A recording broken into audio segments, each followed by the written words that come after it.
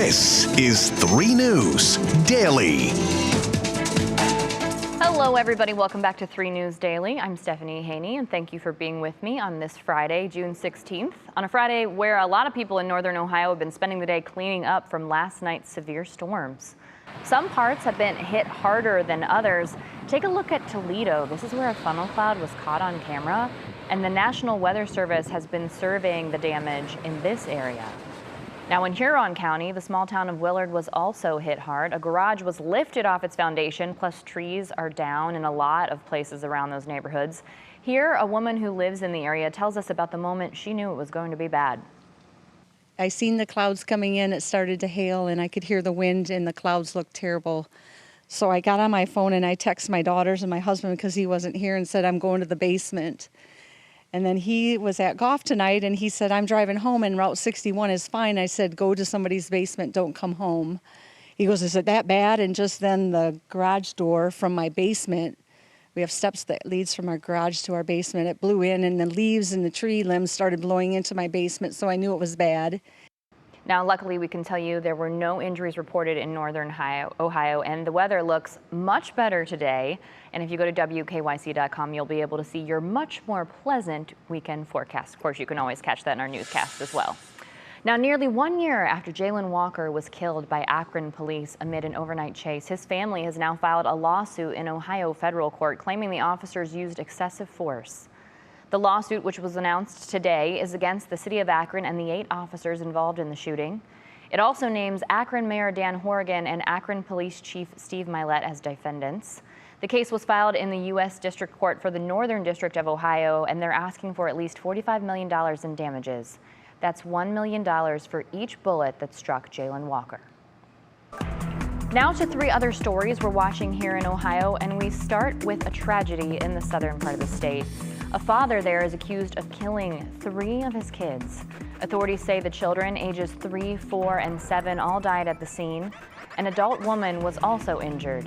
The children's father is now facing aggravated murder charges. Now we have new police officer body camera video today from a police shooting last week in Canton.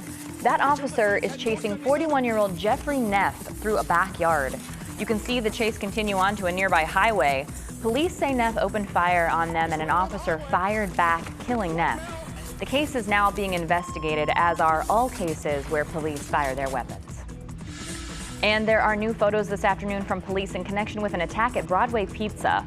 Right now, you're looking at 2 men who police say attacked and shot at workers and customers at Broadway Pizza in the Slavic Village neighborhood of Cleveland just after midnight early on Thursday. Police say after the attack, the men robbed the shop.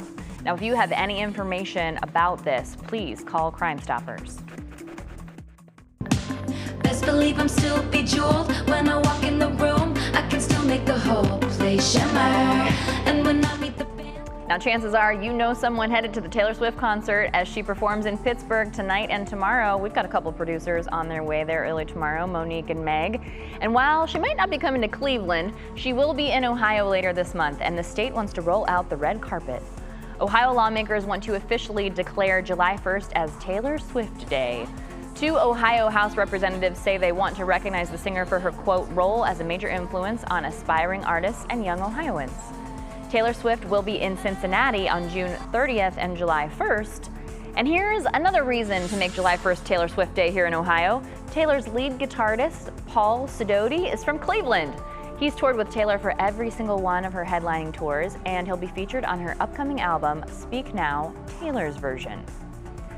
And this weekend, the kid from Akron, LeBron James, will unveil his new Nike shoe right here in his hometown. According to Cranes Cleveland, LeBron will unveil the Nike LeBron 20 Message in a Bottle street sneaker. This will happen during the 3-on-3 courtyard basketball tournament and Akron block party. Nike and LeBron's apparel store Unknown are holding the tournament, and it is a big deal for Akron because this new $210 shoe will be available exclusively in Akron for its initial in-store sales. LeBron says the shoes pay homage to his early days playing on Akron's public courts. LeBron has done so much for the city of Akron and Northeast Ohio in general, and this is absolutely fantastic. I hope we get some people here on a road trip wanting to snag that brand new Nike LeBron shoe.